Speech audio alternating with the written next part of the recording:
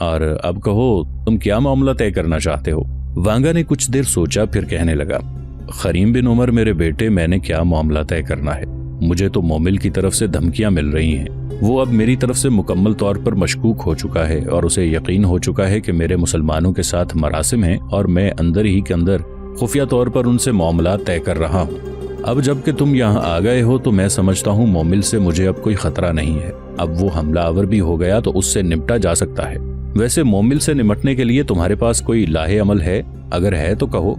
खरीम बिन उमर की गर्दन थोड़ी देर तक झुकी रही। वो कुछ सोचता रहा, फिर वांगा की तरफ देखते हुए कहने लगा, वांगा, 7 से चलते हुए ही मैंने एक लाहे अमल तैयार किया था कि मोमिल से किस तरह निपटना है। वो मैं तुमसे कहता हूँ, इसके बाद इस पर अमल किया जाए तो मेरे ख्याल में हम मोमिल को मुकम्मल तौर पर नीस्तो नाबूद करके रख सकते हैं। वांगा, तुम जानते हो कि मैं इससे पहले भी मोमिल पर हमला आवर हुआ था, उसकी बस्ती को नुकसान पहुंचाया था, लेकिन वो अपने मुसल्ला जवानों को कश्तियों में लेकर खुले समंदर की तरफ चला गया। मेरे पास चूंकि कश्तियों का कोई एहतमाम नहीं था, लिहाजा मैं खुले समंदर के अंदर उसका ताक़ुब न कर सका, इसलिए मेरे हाथों मोमिल तबाही और बर्बादी से बच गया। लेकिन इस दफा मैं नहीं चाहता कि मोमिल पहले वाले हालात और पहले वाली दास्तान और कहानी दोहराए। इस बार मैं हमला आवर होने में तब्दीली चाहता हूँ और इस हमले में तुम्हें भी अपने साथ मिलाना चाहता हूँ। वांगा, मेरे लश्करी लगातार सफर करते हुए यकीनन थकावट महसूस कर रहे हैं। मैं उन्हें 2 दिन सस्ताने और आराम करने का मौका फराहम करूंगा। इसके बाद मैं मोमिल के खिलाफ हरकत में आना चाहता हूँ। हमला आवर होने का मंसूबा कुछ इस तरह है कि जिस कदर मुसल्ला जवान तुम्हारे पास हैं, उनके साथ तुम अपनी कश्तियों पर सवार होकर खुले समंदर की तरफ जाना और मोमिल के बस्तियों के ऐन सामने रात की तारीकी में अपनी कश्तियां खड़ी कर देना। मैं मोमिल पर सूरज तुलू होते के साथ ही हमला आवर हो जाऊंगा।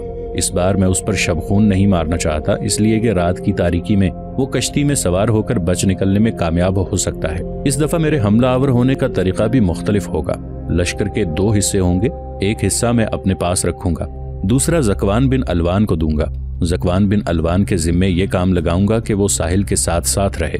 मैं मोमिल पर हमला आवर हूंगा। मेरे हमले के नतीजे में मोमिल के लोग जो भागकर समंदर का रुख करेंगे, ज़कवान बिन अलवान उनसे निपटेगा और उन्हें कश्ती में सवार नहीं होने देगा।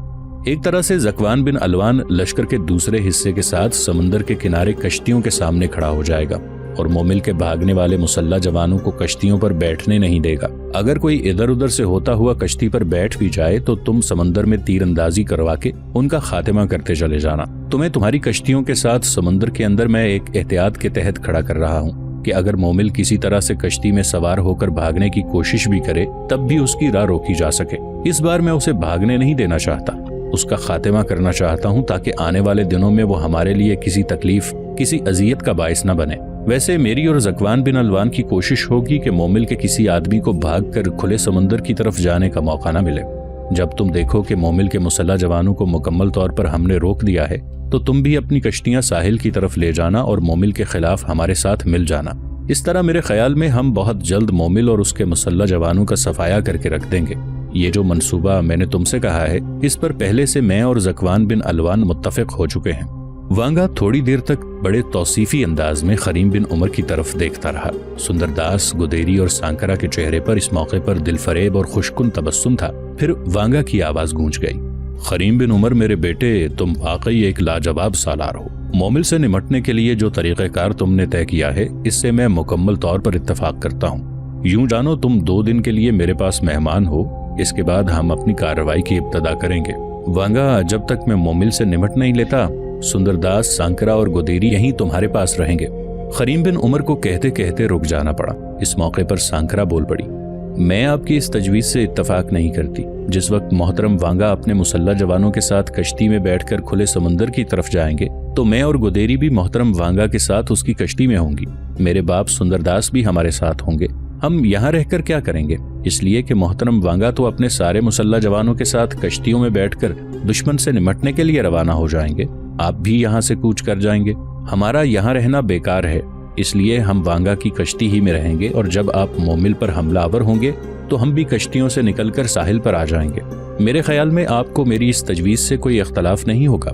खरीम बिन उमर के जवाब देने से पहले ही गुदेरी बोल पड़ी और खरीम बिन उमर की तरफ देखते हुए कहने लगी, खरीम मेरे भाई, सांकरा ने जो कुछ कहा है वो दुरुस्त है। मैं सांकरा और सांकरा के मोहतरम वालिद भी कश्ती में बैठ जाएंगे और हम अपनी आंखों से मोमिल की बेबसी और लाचारगी का नजारा करना चाहते हैं। खरीम बिन उमर थोड़ी देर तक मुस्कुराता रहा, फिर कहने लगा, اگر تم دونوں کی یہی مرضی ہے تو تم دونوں وانگا کے ساتھ اس کی کشتی میں بیٹھ جانا، سندرداس بھی تمہارے ساتھ ہوں گے۔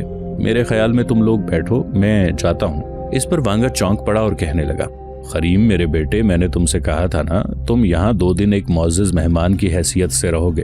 اس پر خریم بن عمر کہنے لگا، نہیں وانگا، سندرداس، سانکرا اور گودیری یہیں رہیں گے، میں واپس لشکرگاہ میں جاؤں گا۔ لشکر میں میرا رہنا انتہائی ضروری ہے، ضد مت کرنا، مجھے ہر صورت میں واپس جانا ہے۔ وانگا نے ایک نگاہ سانکرا، گودیری اور سندرداس پر باری باری ڈالی۔ ان میں سے جب کوئی بھی نہ بولا تو وانگا کہنے لگا، اچھا بیٹے، تمہاری یہی مرضی ہے تو یہی صحیح، 2 دن بعد ہم اپنے کام کی ابتدا کریں گے۔ اس کے ساتھ ہی سندرداس اور وانگا کے ساتھ خریم بن عمر نے مصافحہ کیا۔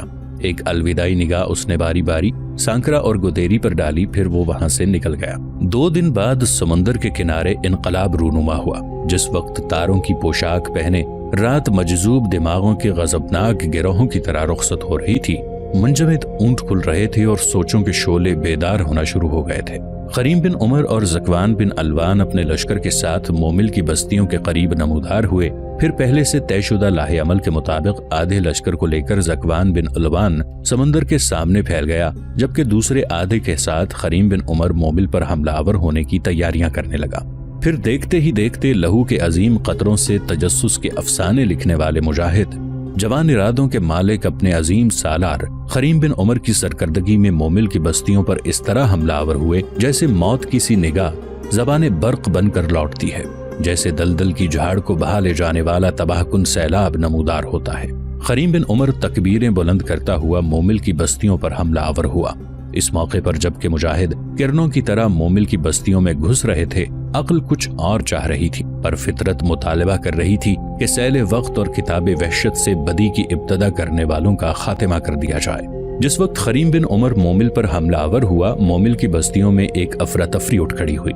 وہ سوچ بھی نہیں سکتا تھا کہ اچانک اس طرح ان پر کوئی حملہ آور ہو سکتا ہے۔ کچھ دیر تک انہوں نے حملہ آوروں کا مقابلہ کرنے کی کوشش کی، لیکن جب انہوں نے یہ دیکھا کہ مقابلہ کرنا بیکار ہے، حملہ آور بڑی تیزی سے ان کا قتل عام شروع کر چکے ہیں، تو وہ اپنی جانیں بچانے کے لیے سمندر کی طرف بھاگے۔ مومل بلند آواز میں چلاتے ہوئے اپنے لوگوں کی رہنمائی کر رہا تھا۔ اس وقت مشرق سے سورج طلوع ہوتے ہوئے تانک جھانک کر رہا تھا، چاروں طرف روشنی پھیل گئی تھی۔ خریم بن عمر نے زکوان بن الوان اور اپنے لشکریوں کو پہلے ہی تنبیہ کر رکھی تھی کہ کوشش کی جائے کہ مومل کو زندہ گرفتار کیا جائے۔ مومل کے کہنے پر جب اس کے مسلح جوان کشتیوں میں بیٹھنے کے لیے سمندر کی طرف بھاگے، تب ان کے خلاف دوسرا انقلاب نمودار ہوا۔ سامنے کی طرف سے زکوان بن الوان اپنے حصے کے لشکر کے ساتھ ان پر اس طرح حملہ آور ہوا جیسے نقش نگار کا کوئی ماہر، کوئی جگر سوختہ بندہ خدا منکرات و فواحش میں داخل ہونے کے لیے حق و صداقت کے ساتھ قیام و سجود کا حق ادا کرتا ہے۔ اب ہر سمت سے مسلمان مجاہد مومل کے لشکریوں اور ان کی بستیوں میں اس طرح گھسنے لگے تھے جیسے نفرت کے گھپ اندھیرے، کڑے پن اور تنگ نظری میں صدیوں پرانے رشتوں کو طول دینے والے گونجتے کرب داخل ہوتے ہیں۔ جس وقت مسلمان چاروں طرف سے سمیٹتے ہوئے مومل کے مسلح جوانوں پر قابو پا رہے تھے، قافلہ سحر ستم کی رات میں احادیث شوق کی طرح مسلمان مجاہدوں کو یکجہتی اور تنظیم کے ساتھ اپنی فتح کے اصولوں کو مرتب کرتے ہوئے دیکھ رہا تھا۔ مومل کے لشکریوں کے لیے اس حملے کے باعث چاروں طرف زندگی کی محرومیوں میں حسرتوں کے انبار لگنے لگے۔ وہ خوفزدہ چہروں، پھٹی پھٹی آنکھوں سے ویرانوں کا دل روشن کر دینے والے مجاہدوں کو روشنی کی پہلی کرن کی طرح اپنے اندر گھستا ہوا دیکھ رہے تھے۔ چاروں طرف انہیں اپنے لیے تباہیاں اور بربادیاں ہی دکھائی دے رہی تھیں۔ گو وانگا اپنے مسلح جوانوں کے ساتھ کشتیوں میں بیٹھ کر ساحل کے قریب آ گیا تھا، لیکن اسے جنگ میں حصہ لینے کا موقع ہی نہ ملا۔ خریم بن عمر جب حملہ آور ہوا اور اس کے حملے سے بچنے کے لیے مومل کے مسلح جوانوں نے ساحل کی طرف بھاگنا چاہا تو زکوان بن الوان نے انہیں ایسا کرنے نہ دیا اور ان کا قتل عام شروع کر دیا۔ یوں ناقامرہ قبیلے کے اس حصے کا ایک طرح سے خاتمہ کر دیا گیا۔ مومل کو خریم بن عمر کی ہدایت کے مطابق زندہ گرفتار کر لیا گیا تھا۔ جنگ کا جب خاتمہ ہو گیا تو وانگا کی کشتیاں بھی کنارے پر آ لگیں۔ اس کے مسلح جوان ساحل پر اتر گئے۔ وانگا، سندرداس، سانکرا اور گودیری بھی ساحل پر اتر گئے اور اس جگہ آن کھڑے ہوئے جہاں خریم بن عمر اور زکوان بن الوان کھڑے تھے۔ وانگا، سندرداس، سانکرا اور گودیری نے خریم بن عمر کے پاس آ کر اسے شاندار فتح پر مبارکباد دی۔ اس موقع پر خریم بن عمر زکوان بن الوان کے قریب ہوا اور اس کے ساتھ کوئی سرگوشی کی، جسے سنتے ہوئے زکوان بن الوان وہاں سے ہٹ گیا تھا۔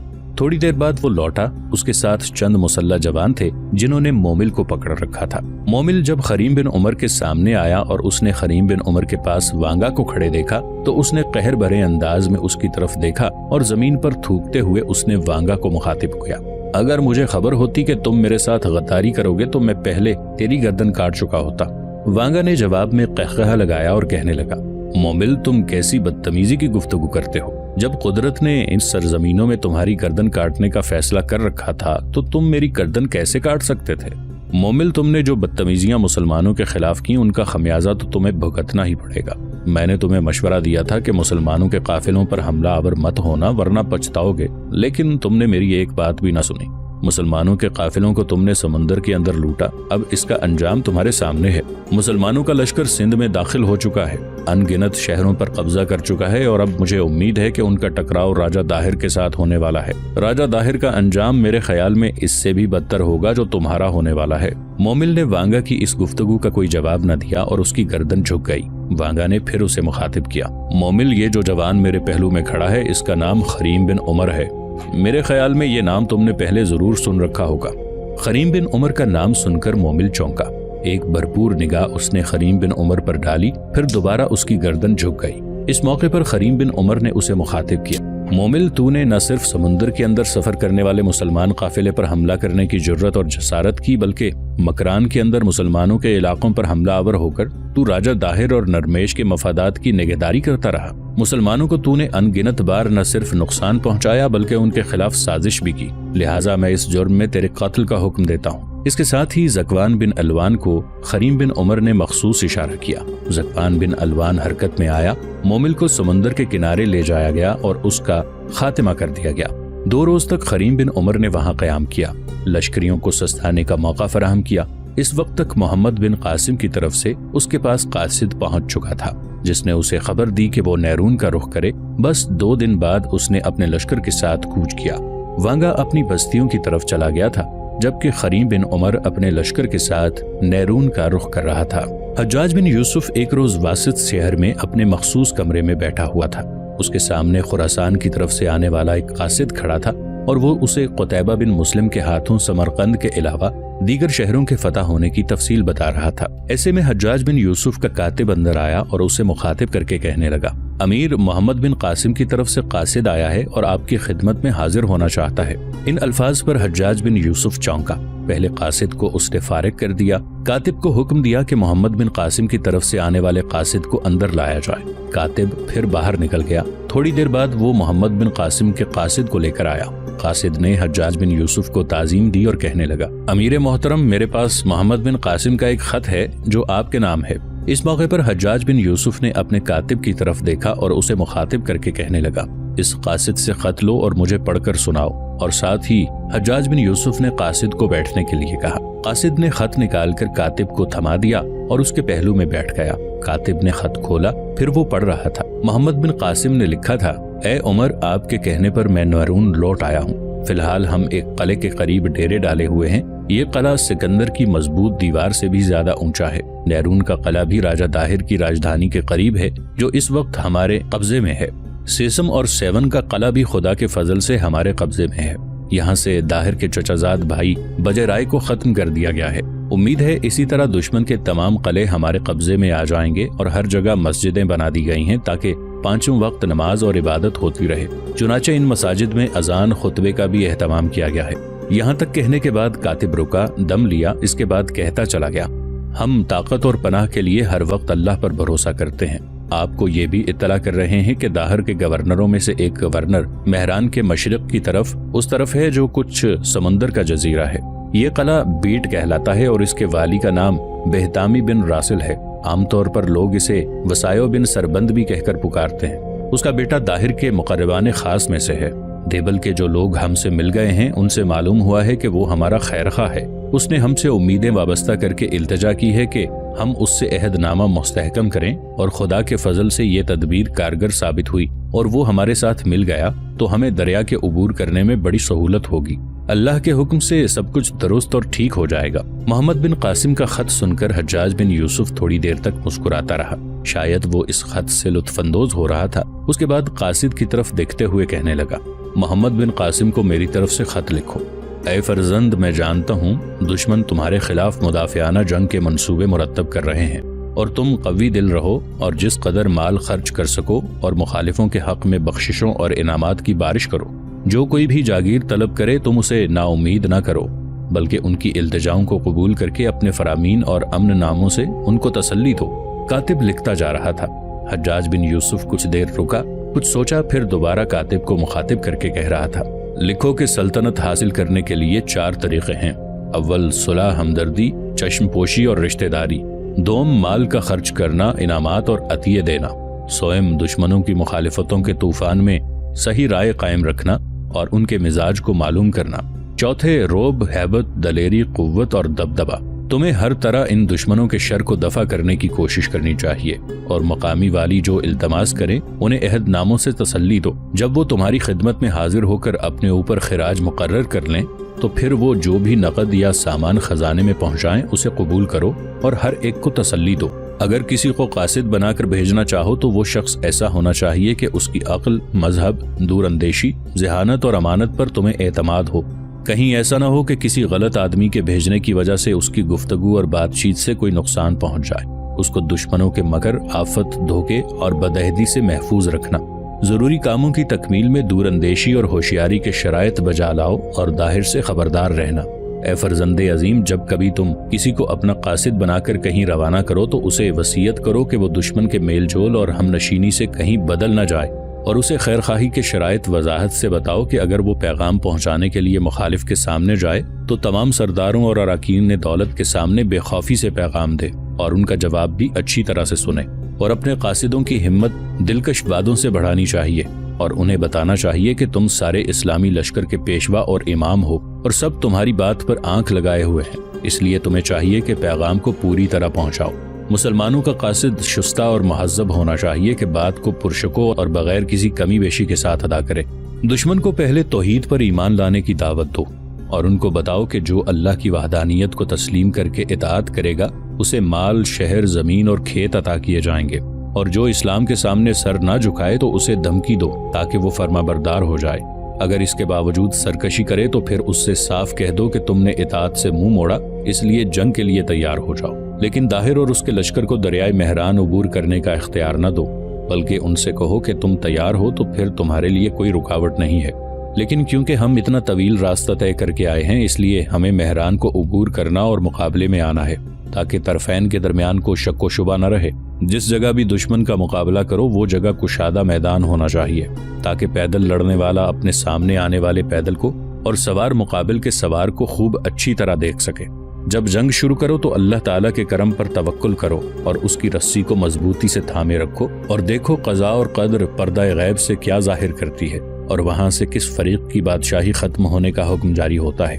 اور اگر وہ پیغام بھیجیں کہ دریائے مہران سے تم گزرتے ہو کہ ہم گزریں تو انہیں اختیار دینا، بلکہ کہنا کہ میں ہی دریا کو عبور کر کے آتا ہوں، تاکہ تمہارا رعب اور ہیبت دشمن پر اثر انداز ہو اور وہ پکار اٹھیں کہ اگر لشکر اسلام میں قوت یا طاقت نہ ہوتی تو وہ یوں بے دھڑک ہمارے مقابلے پر نہ آتا۔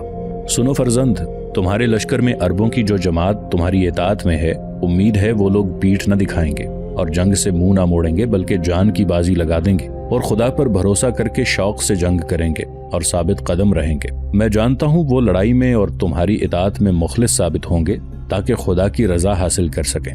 سن فرزند، دریا کو ایسی جگہ سے پار کرنا جہاں تم مضبوطی سے قدم جما سکو اور سیدھی سادی راہوں سے بھی سمجھ بوجھ کر گزرنا، اور طریقہ عزم اور احتیاط کو ہاتھ سے نہ جانے دینا۔ گزرتے وقت لشکر کو محتاط رکھنا اور لشکر کا میمنہ، میسرہ، قلب، مقدمہ اور ساقہ بالکل سیدھا رکھنا۔ کسی بھی لشکری کو اکیلا مت چھوڑنا۔ جس طرح میں نے کہا ہے ایسا کرتے ہوئے دریا عبور کرو گے تو دریا پر تمہارا وہ روب بیٹھے گا کہ تمہارا سامنا کرتے ہوئے وہ ہچکچائیں گے۔ یہاں تک کہتے کہتے حجاج بن یوسف خاموش ہو گیا، کچھ سوچا، پھر کاتب کو مخاطب کر کے کہنے لگا، ایک بار یہ خط مجھے پڑھ کر سناؤ۔ کاتب نے جو کچھ لکھا پڑھ کر سنایا۔